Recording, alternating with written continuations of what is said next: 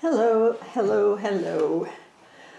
I'm going to work on this today, which is, was an original base coat prepared outside in the freezing weather. And I don't know if you can see it, but as I poured the paint, and as it dried, it formed crystals, very beautiful crystals. And so I'm going to try to preserve some of those crystals and not paint over them.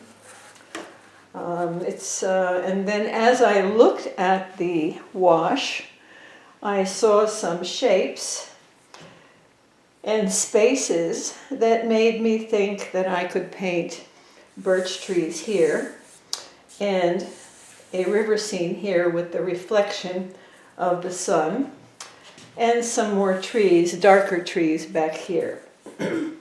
So when I look at this, the first thing I did was sketch the vision that I saw in the poured paint.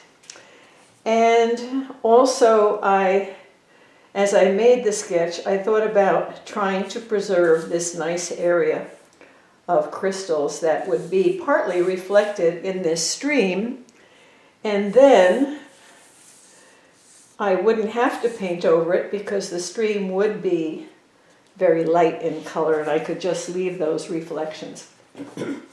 Now, when we use our value scale, grayscale and value finder, it's clear to me that the area of the birch trees over here is going to be the lightest area, with the stream also very light right here. And so you have almost 3 parallel lines here. So I would say that this area here is going to be my focal point. And I will want to put some of my darkest darks in that area, which is why I decided that I would paint a birch tree, to have that contrast of very light against the very dark. And when you have that contrast of the very light against the very dark, it helps to create that as your focal point. So all of the colors over here on this bank of the stream with these trees will be in the middle range. They'll be in this range here. And then over here behind the birch tree, the colors will be in the middle range. And that will and also down here I will add middle range colors. And that will help to keep the eye in this place here. Now this is an imagined scene that I saw visually might be able to exist in this pour of yellow and orange and rose. And then what I did do, in order to help it along a little bit, I helped to scrub inside the area of the birch trees a little bit to get it a little more white. Like I'd like a little more white right here on this branch. And this is done using what is called a scrub brush. And a scrub brush is basically especially made for scrubbing. You can get them in different sizes. Here is a rounded one, and here is a straight edge one. And I have smaller ones and pointed ones. And so you use the size that you need, but it's a very, very stiff nylon bristle. It's not used for painting, but when I do masking, for example, I can use it to soften edges. And one of the things I want to do is scrub a little up here, because in the pour that I did, color was put in here, because when I did the pours, I just did them outside in the freezing temperature.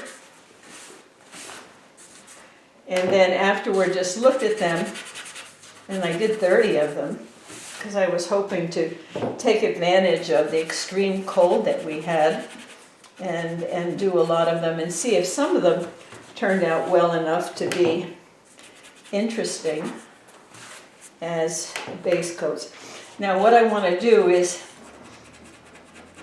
scrub out some of this color here because I want to continue that light up there, as if the sun were setting, and so I want to have some bright white light in there. I can always put some soft yellow over it later, but I'm just scrubbing out a little here, there, and that'll be, so the stream already had a nice open perspective. And the birch tree is pretty white. There's an area over here that I'd like just a little more white because I want this to be very contrasted. And fortunately, your ability to scrub depends upon, I'll soften an edge here. So there are a few places where I want to soften an edge in the pour because it just was too sharp an edge in the original pour, so I'll soften that. Okay. Your ability to do this scrubbing effectively depends on your paper. If your paper is of good quality, and this consone paper is pretty good quality, it's not quite as good from my point of view as the Arches and Fabiano, but it's close. And for price-wise, it's a very good price, and it's a very close. It's a good solid paper. So this is an image that we're going to be doing in a class I'm going to be doing. So everybody in the class has the same consone paper, and so I wanted to work on that. All right, so I think that's enough scrubbing for now. So the way I'm going to begin this, I have to give that a moment to dry. So I won't work there. I normally would work right away on the birch first, but I'm not going to do that. I'm going to take an Escoda brush that is synthetic because I want a very sharp edge. And I'm going to go over here and get some, I think that, well, that edge is very dark and it's a good edge, and I want a little, here, I want another Escoda that's called a Versatile, and it's a little smaller edge because I want to make a little bit of very dark brown. So I'm mixing together what's called some Van Dyke brown and burnt sienna. I'm mixing the two together, and I'm bringing in some, I have my blues and greens on this palette. I'm going to bring in a little bit of ultramarine blue to that, and that will darken that and also help it to granulate, because ultramarine blue is a granulating color. There you can see that starting to granulate. Makes a nice dark neutral. And I'm just going to go in and start to, since these colors are all dry, I'll work on those first. So I'm just going to go in and paint some of these trees very, very lightly. I can always go back and put a little more shading on them to make them darker, but I'm wanting them to be essentially with the light behind them. Then on the side that's opposite the light, they would be in shadow and they would be very dark. It also helps that they're very dramatic when they're thin and dark and have this kind of character to them. So I'm using kind of wavy lines.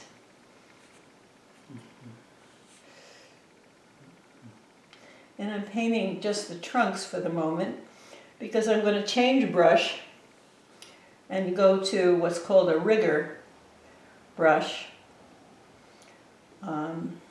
Having the right brushes does help in painting. The two most important things in painting, well, the most important thing in painting watercolor first is probably the paper. Every paper will give you a different result. And so you'll see that some artists always use the same paper. Because once you really get to know a paper, it's like having a dancing partner that you really know, and you can predict what's going to happen next and understand the subtleties of the movements of the dancing partner.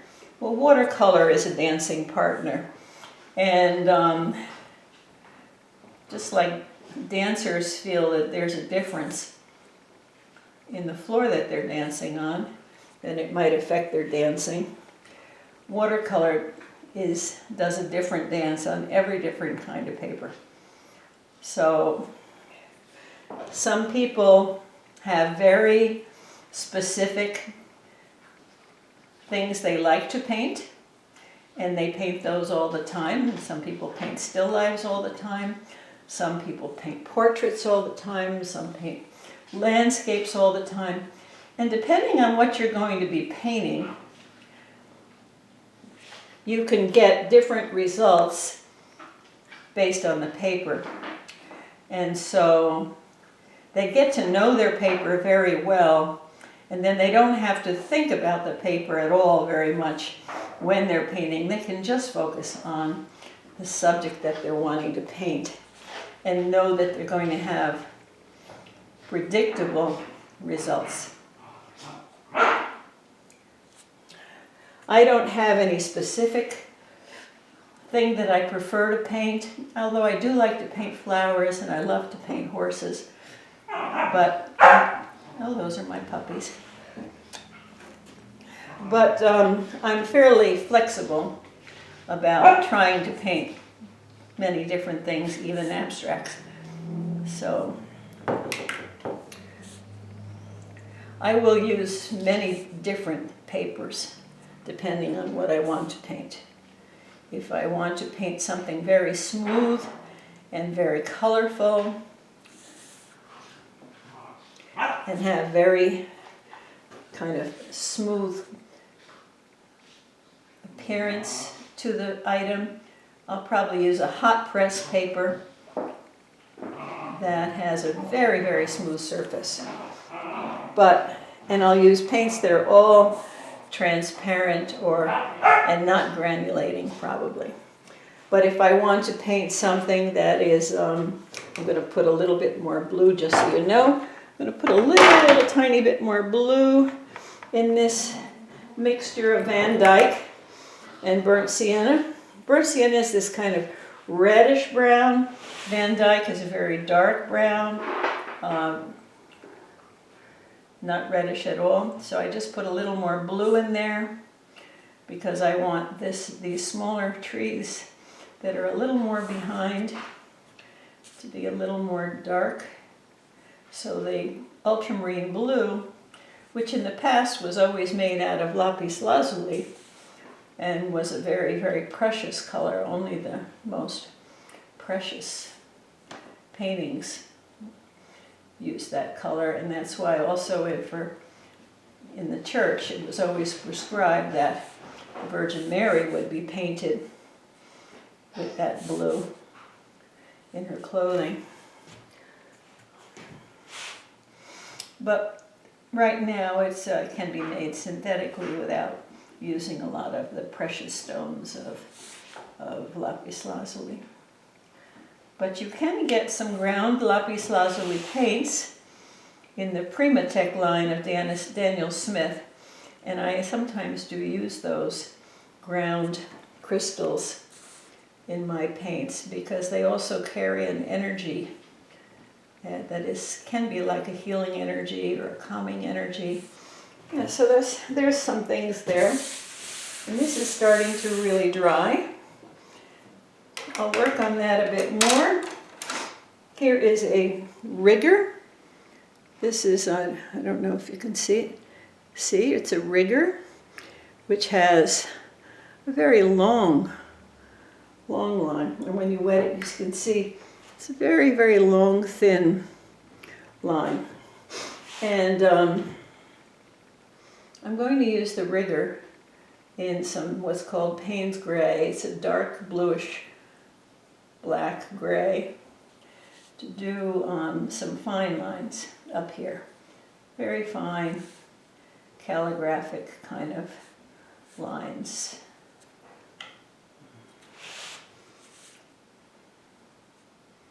You can see I'm not going to put any more color over that sunset. I'm just going to leave that white with a little bit of the color that was there on it before I scrubbed as a glow. And so by painting the branches with the rigger over it,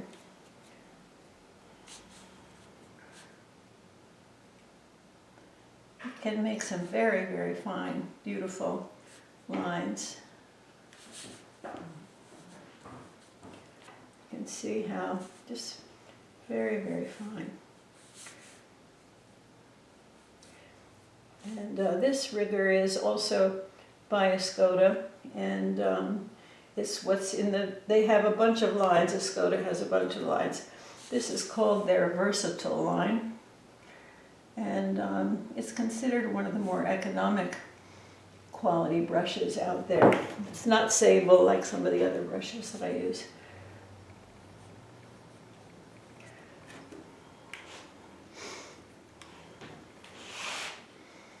I'm going to move these away.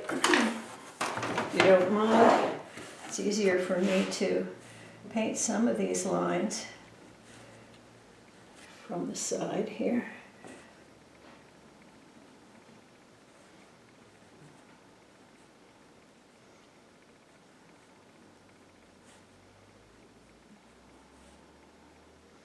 And there'll always be some branches that come out on the side of the tree.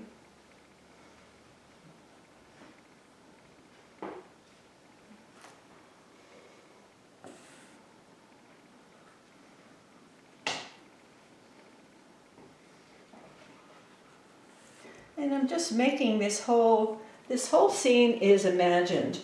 I have no images for sketching this. I just drew it by my imagination, following where the pour showed me some light areas that could be a stream, so I made stream banks.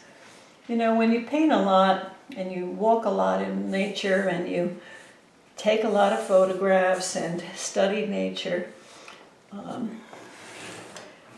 it becomes pretty easy to just imagine how it should be. You just imagine how should the roots be connecting down into the earth, and so you can see them here connecting to the earth, creating some stability.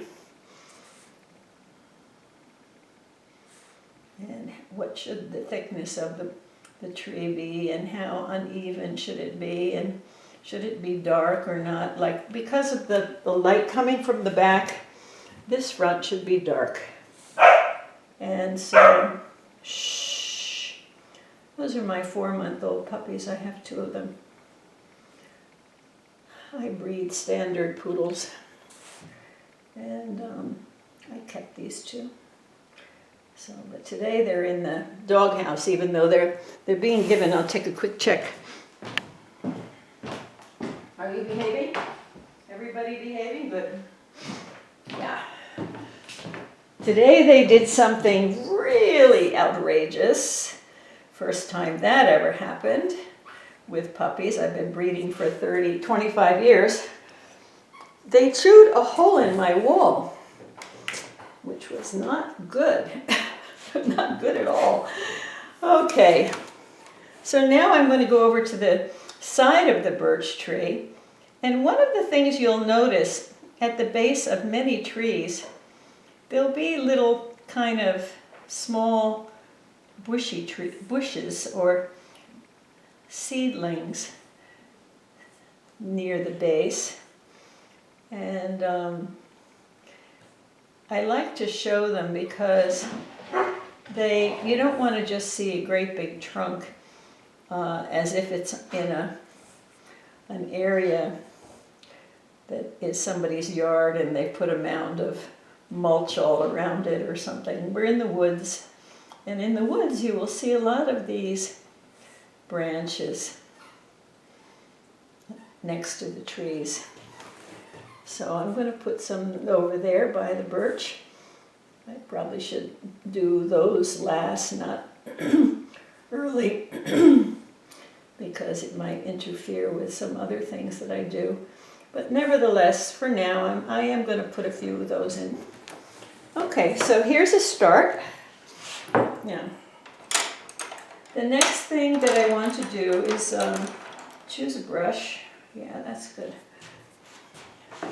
I didn't look at a birch tree to do the drawing, but I went out today driving around where I knew there were some birches, and I downloaded on my phone from Good Hill, right up on Good Hill, just a mile up the road. I downloaded some very nice bright white birch trees. I'm not going to put the evergreen in back, and I'm not going to space them the same way. They're spaced the way they are in my drawing, but it just reminds me how frequently some of this very dark little marks might be. I went around and looked. There's also some very nice birch trees on Shalaby's Lane, if anybody is interested in painting, locally is interested in painting birch trees. There's some beautiful ones over on Shalaby's.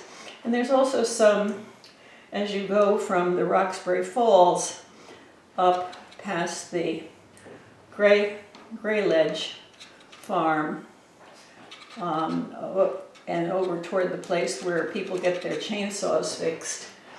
On the left-hand side, there's a big row of birch trees over there. So what I wanted to do was just remind myself of the marks, because I'm not going to do very much on these trees except to put some of the defining marks.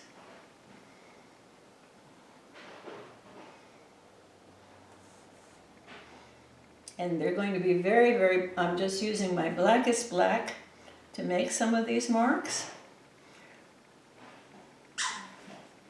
Now sometimes the birch trees get a little bit grayish on one side and greenish on one side, because normally on the side facing the north, you'll always get a little bit of mold on the backs of trees. And depending on the age of the tree and where it is sitting, you might have. So I think you can see just from that early beginning, let me show you the beginning of a birch tree.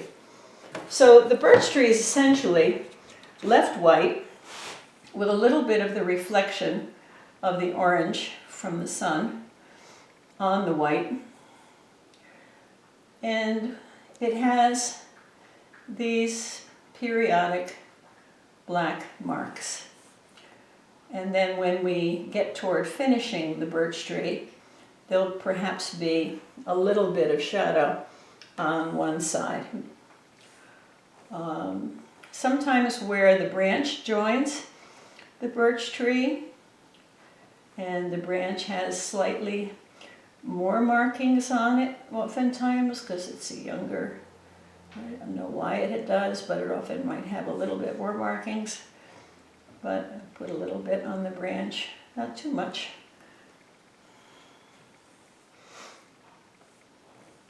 And the markings will be on both sides.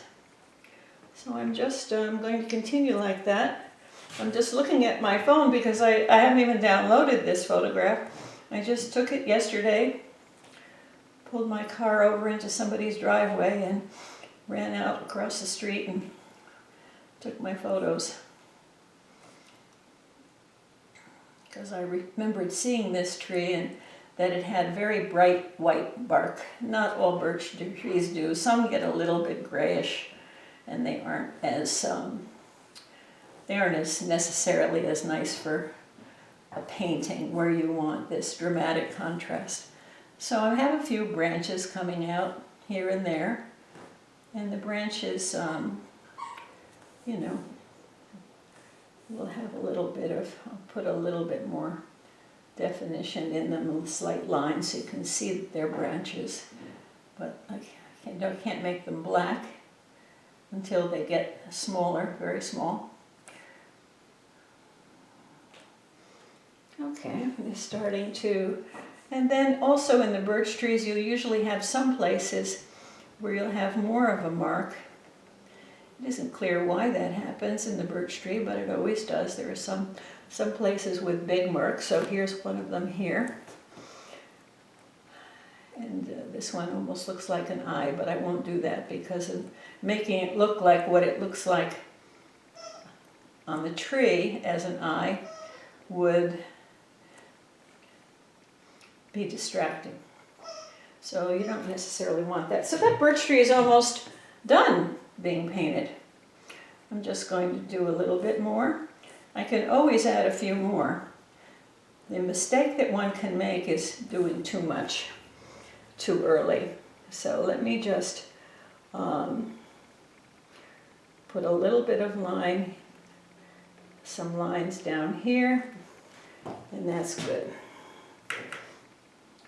Now I'll do the other one.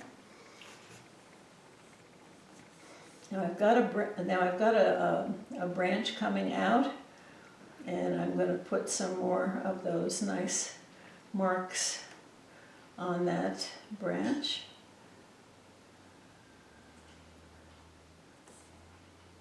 And this is another little branch.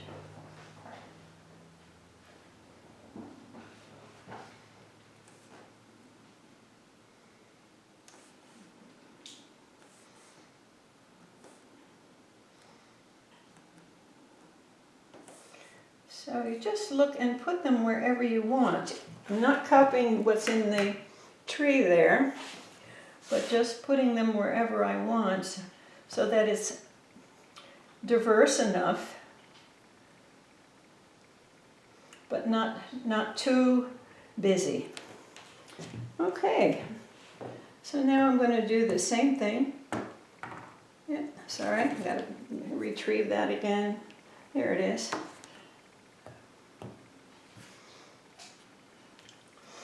I'm going to do the same sort of thing. This is, I got to go and look at them and see that they're not chewing that wall. Good babies, good babies. I became Brunhilde when they chewed a 4-inch hole in my wall. I was not polite about it, I must say.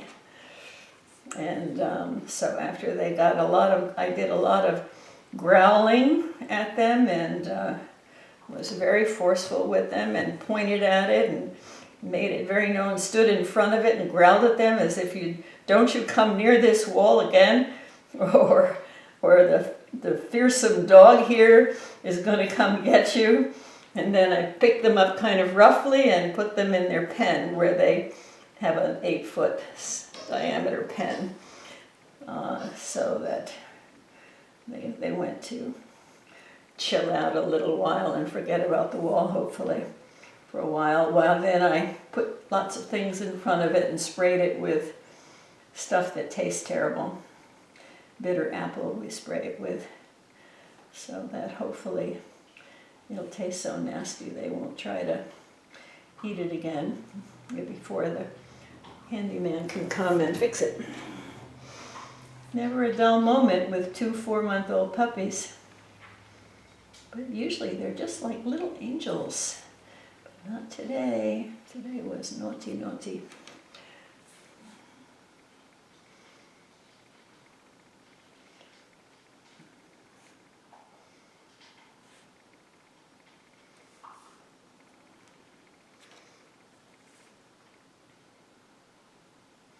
So some places the bark where it is black will stick out just a little bit.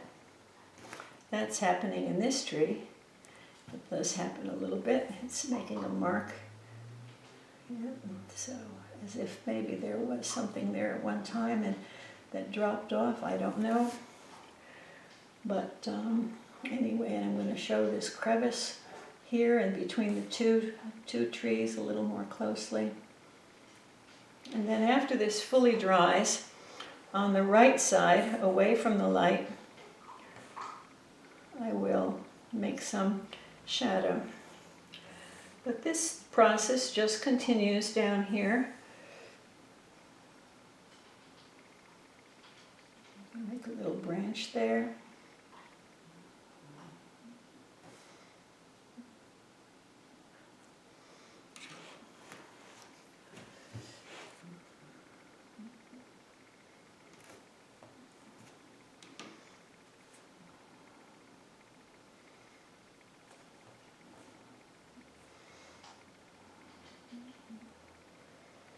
So it's a very different line there. Like I said, the key is to make them diverse and change the spacing so they're not all spaced. All the marks are not spaced the same, and that they have some diversity and interest but aren't too much. And as we get down to the base, I can see that there are fewer and fewer marks as we get down to the big base. No idea why, but that is the case. Okay, and I'm going to make this branch have some marks on it. Yeah. Good. So that's it for the birch. And just to show you how that's looking. So we have a stand of trees and some birch. So the next step that I want to do is I'm going to take this number 2 Escoda, and I'm going to get some, I think I'm going to use some burnt umber. Yeah, I'll use some burnt umber. And again, I have no picture that I'm looking at except for the birch tree. I'm just going to make some marks here on the stream, because on the stream there's always some bank as the water goes up and down and erodes the side slopes of the stream. You get some banks, a little bit of erosion as the water is going through. So I'm just going to show that there's some, and not everywhere. I'm going to take some dark here and there and put some dark in there too.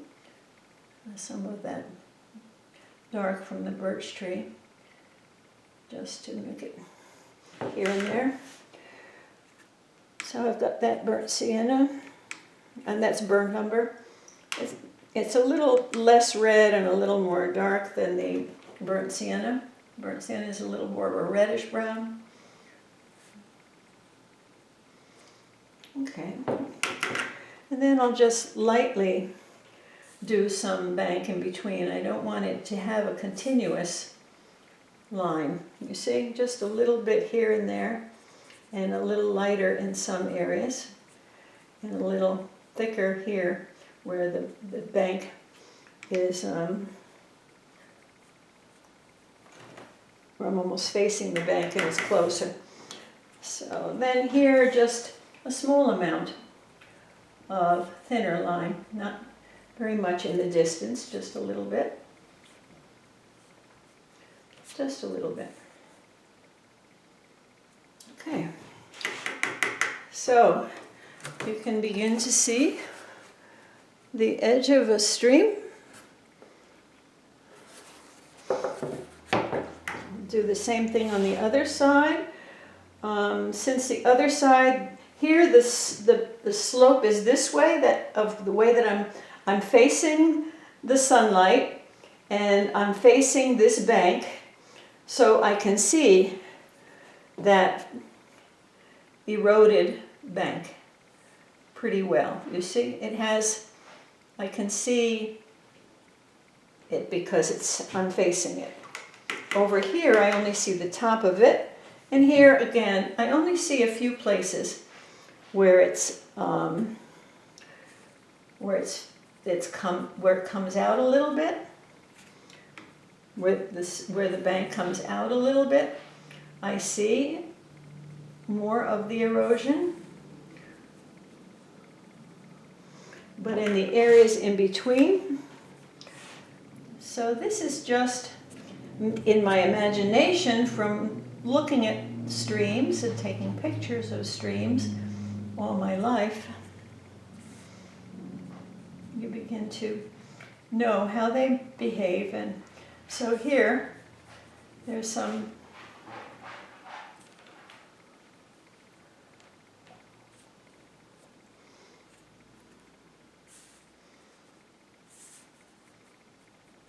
so it's just very, very light on the when I'm only seeing like the top of the bank, or maybe some flattened areas.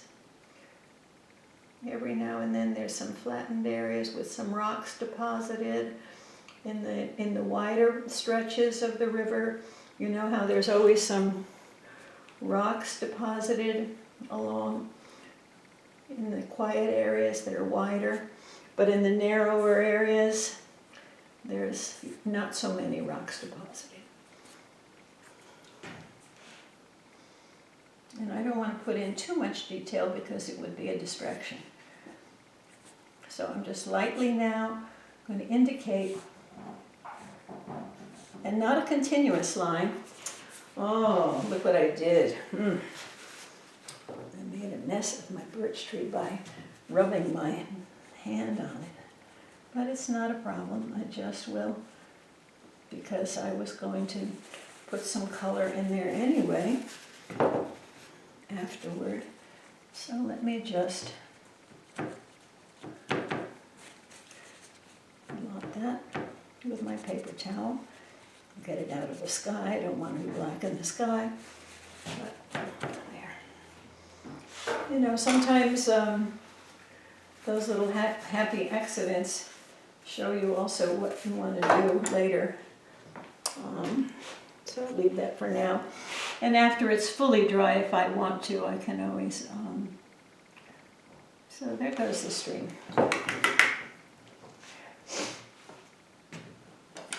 So you can see now the beginning of, oops, everything in the camera is backwards for me.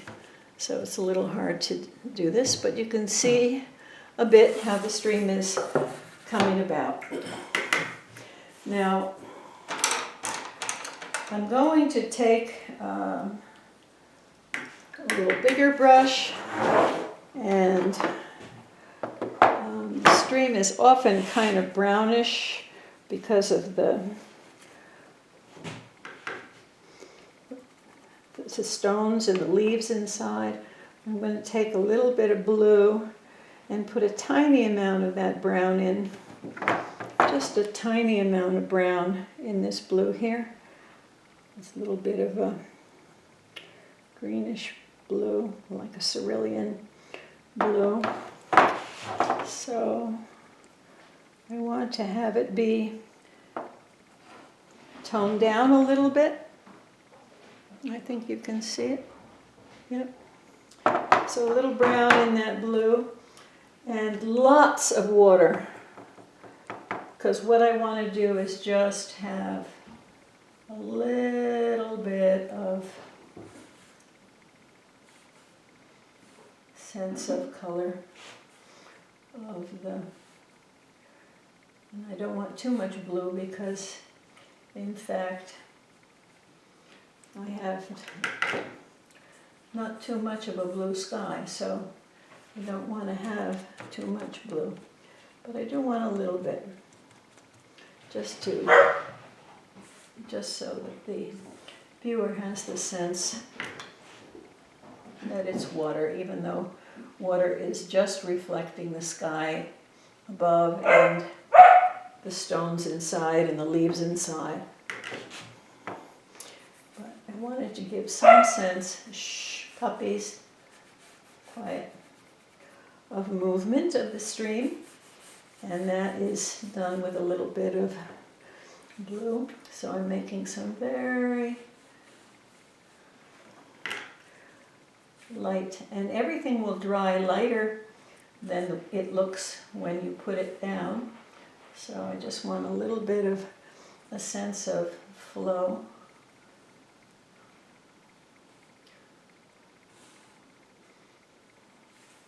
In reality, it would have much more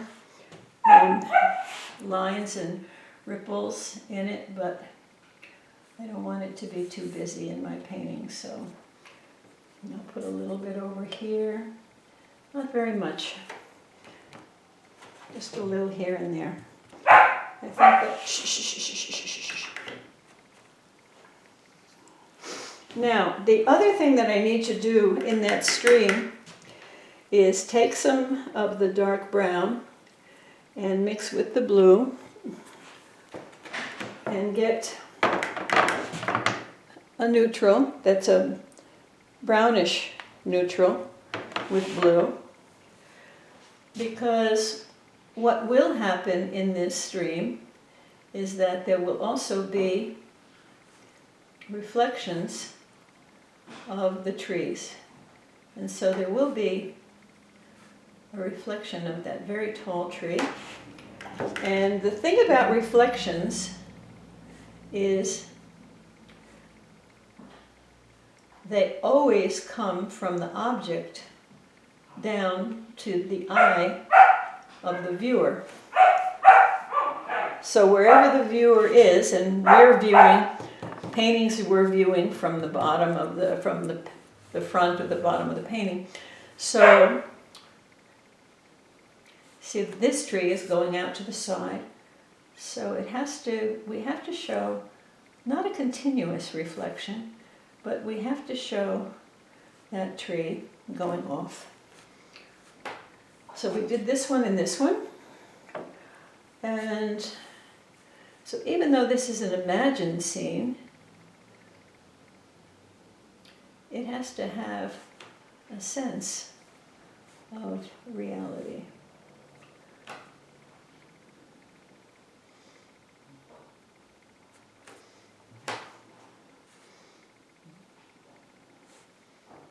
I should have waited till that other color dried. I'll remove those shadows and do those later with my paper towel. Just dab it in there.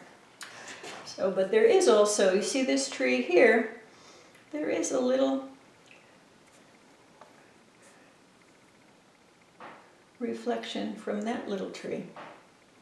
And it's a very thin tree, so it's just, whereas this one is a big tree, it's just a little reflection along the side here, okay? See what I mean? And the reflections are always like even longer than the tree, and they're not continuous because of the ripples. And there's another one right here, this tree.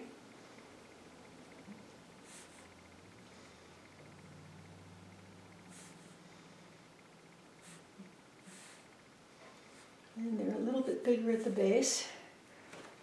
Okay. I'll fix this one a little bit. Okay.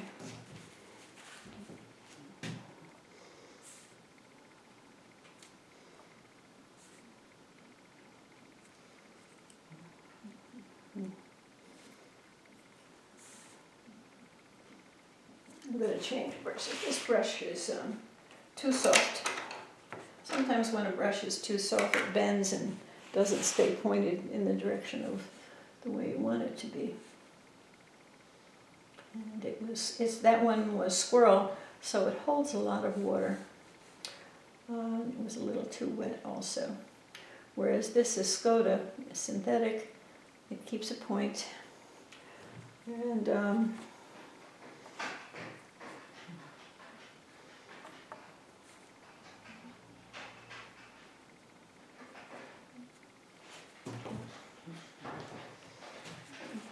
some of these are a little too dark, and I can just dab them, soften them. There. All right. So now I'm going to take that Skoda brush and take a little bit of the blue with the tiniest amount of brown in it. I don't know if you can see that color. A little bit of cerulean blue. Could also be cobalt blue. And I've got lots of water in that one. I'm going to dry my brush a bit, but I'm going to go in now and just put in, where my hand went over the trunk a bit and made a mark. I'm actually now doing a little bit of soft shading on the right side of the tree that is away from the light. And I'll do that with both of these trees. And it's a bluish gray.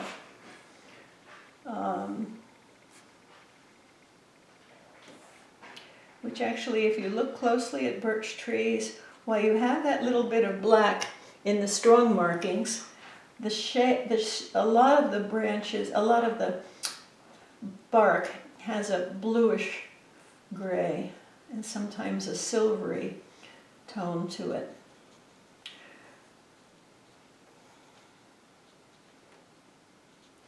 And sometimes on the north side of trees you'll see a little bit of a green cast to the bark, and that is essentially mold, because on the far side, on the north side of the tree, there's less sun, and so it grows a little bit of mold, lichen and mold.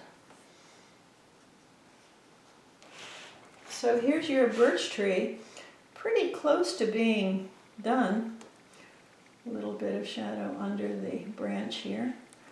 A little bit of shadow under the branch where it joins the tree. And then I just have to go in that mess I made over here in the center of this tree. I don't want that. So I'll take my scrubbing brush, scrub a little bit, and lift that color. I can do more after it dries, but for now I just want you to see that. That's what I would do, is go right in and lift some of that color so that I don't have it be too strong there. Yeah. All right, good.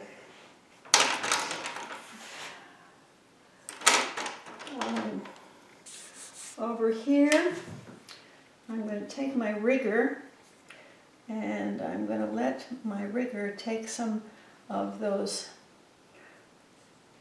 that branch and let it have some branches lightly coming out from the birch tree. They would probably be a little fatter than what I'm showing, but that's okay.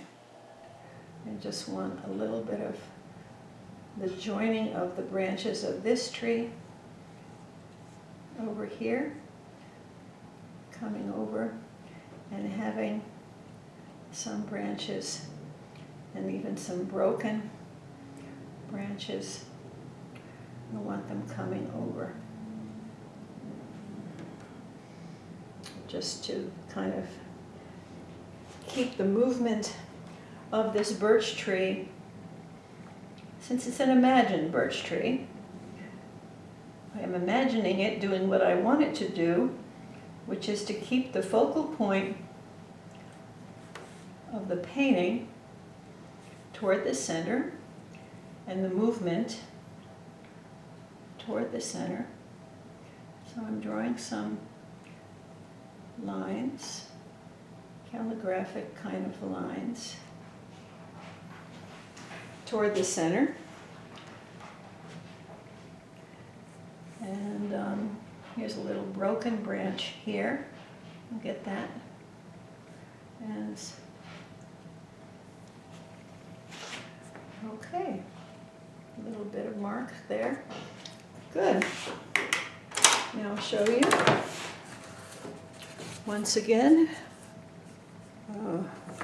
It's hard to do it so it comes just under the, there it is.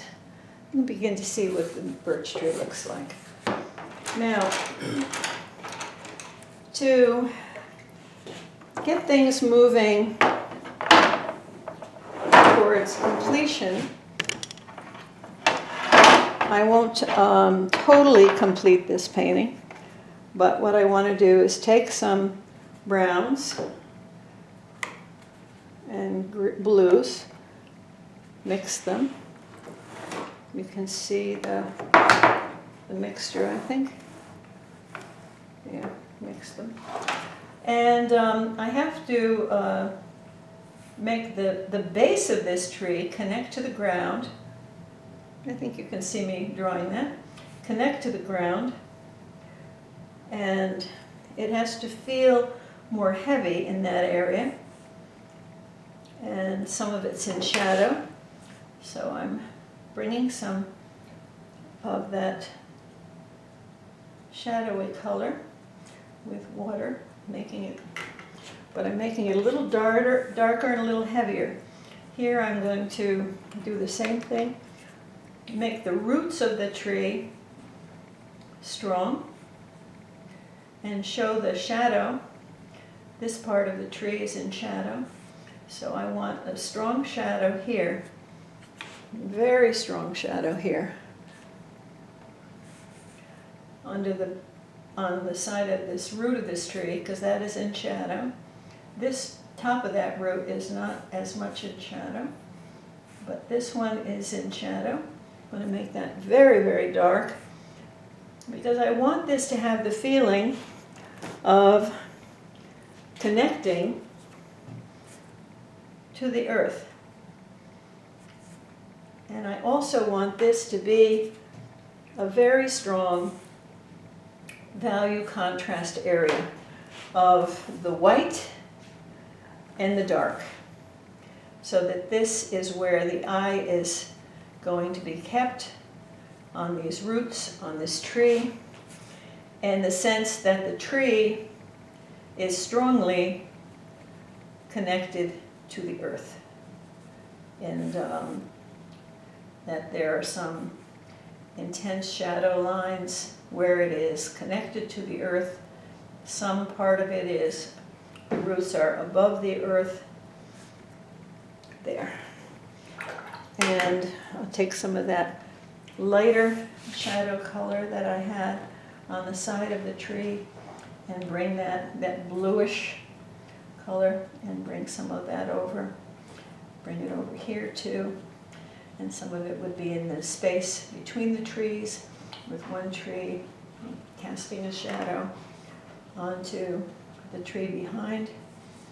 So this is all just imagined. You think, how would it work in nature? Of course, standing in nature out in the cold would probably be more precise, but I like to work inside and be warm and cozy and be with my animals, so I'll leave the plein air in the wintertime to other people. Now, the next thing is to do some scrumbling. I'm going to do some scrumbling with, I'm going to move this over here.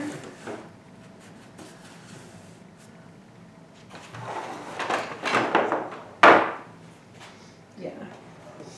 I'm going to do some scrumbling with all earthy reds and earthy oranges and burnt scarlets that I have on my palette here. and Indian yellows and gamboge. These are all ochres. There are a bunch of diverse colors. Now when you see colors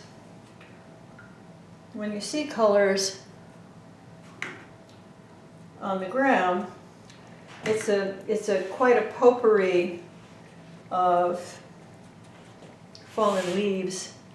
So I'm just going to do what's called scrumbling, which is taking your brush and just making a lot of diverse marks. And then I'm going to take some of that over here and do the same. Make some very diverse marks. And I don't want to go too, I'm saving those crystals. I don't want to go too much over those crystals that exist over here, so I'm just going to leave them. Because I just feel like they are the reason I created this painting, and I don't want to lose them. If I have to sacrifice some of them at the end of the painting, because I just need to do that to make it a better painting, it's possible, but I won't do it easily unless I have to. So this scrumbling is going on, and in some cases it mixes. Now this kind of Venetian red, and then this little transparent red oxide is mixing with the Hansa yellow that I put down and the ochre that I put down. So I'm going to put some of these colors back here too. Again, scrumbling in a diverse way, just here and there. I just want to make a very diverse texture. Put a little bit of burnt sienna in there too. Here and there. Shh. Quiet, babies. I know, you're so good. I don't hear you chewing on a wall. I'm going to take a quick look. Everybody behaving? So far, so good. Thank you very much.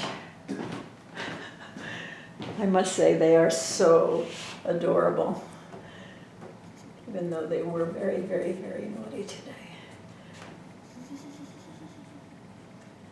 But I can only be mad at them for about 2 minutes. And I'll carry a little bit of this. And of course there will be some shadow here under these trees because the light is behind. So I'm going to put a little bit of darker there and a little bit of darker there. Just bring that in here and there because there is shadow on the ground. So I'm taking some of that dark bluish gray, bringing that in.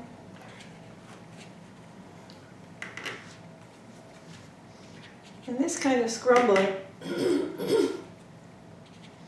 I will just do here and there, create some texture. And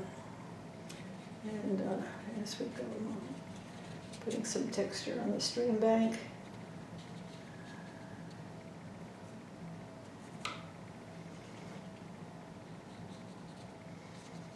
And also adding some color next to the birch tree helps to define it a little better. So I do want to create some colors around it that'll help it to pop out because to show how white it is. So the darker I can make some of those colors near the bark of the birch tree, the more it will pop. And certainly I want to have colors that are a little more red since I've got blues in the tree for shadow, so I want to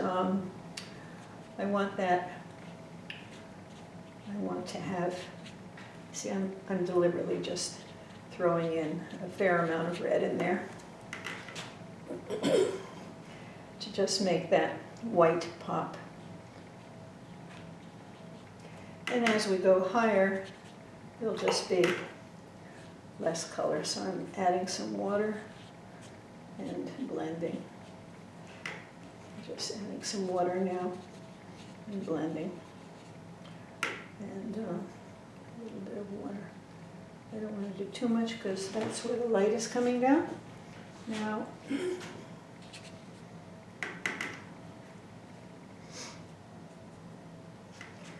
so in the same way, there'll be, I don't want to put too much color over here because I've got some crystals, but I will have to put some color in order to have the shading be right over here. So I'm going to put some dark over them, but because I'm using some transparent paints, some of that texture from below will show through. There. I think the only thing now is for me to get some violet, slightly, some violet. I'm going to go with like a Quintandone violet. Yeah. I just want to put a little bit of violet back here to indicate the receding edge of the land.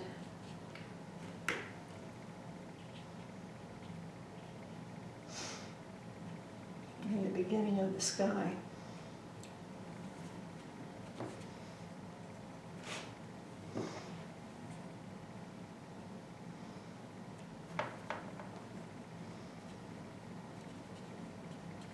So I'm going to make the bank on that side a little more, just a little more violet over the orange.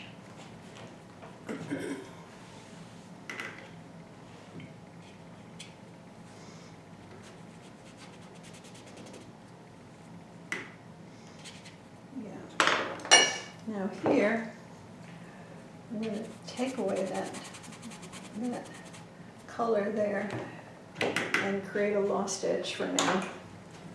And I'm going to also take away the color here and create a lost edge, as if the light is just so bright that it is taking away the edge of the land. So for this video, I think that's enough at this point to indicate how one approaches doing this.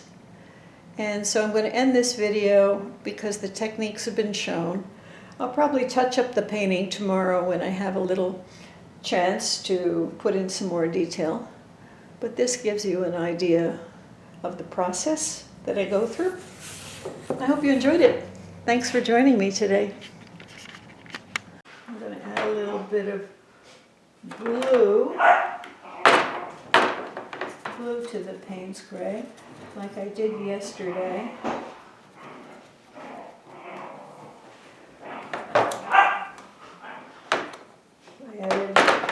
You might remember that on the back side of the here of the birch trees, I had a mix of Payne's Gray and blue, and I just want to give a little more shadow on and shape to the birch trees, because it will make that center white pop out a little bit better. And up here I'll also bring down some Payne's Gray on these branches. So again, for that same reason that I put some orange up there, I'm toning down these so that they don't carry the eye out of the painting. But in addition to the orange that I put in there, I'm now adding some, just a little more shape and contrast This center part got really messed up with me smudging with the side of my hand sliding around on the water. Sorry about that. Okay, I think you can see that little bit of added dark is making that. And I've got one mistake area which has to be fixed right away. Over here, I forgot to put the brown and orange in color in between those two root areas. So I'm just going to throw in some intense brown and red mixture there. And a little more magenta and brown in this corner, because I don't want the eye being carried out of the painting by the white in the corner. I often put my signature in the corner, and I like to have it a little bit dark too underneath the signature so that it isn't popping out too much and being a distraction. I don't want to make it so subtle that people think I don't care about my signature, because I want to be proud of my work and have the signature seen, but at the same time I don't want it to be a distraction. So by putting it in here, yeah, that's nice. That's nice. It will be seen. Now the one last bit. This truly is the one last bit. I'm going to take that transparent red. I think I can show you here. Taking that transparent red, I'm adding some magenta. So I'm getting a nice mixture of the two. You say, why is she doing that? Now I'm going to take my toothbrush and I'm going to rub it in there. And I'm going to make some splatter. Make it in quite a few areas. Create some wonderful texture up here. So I need it there.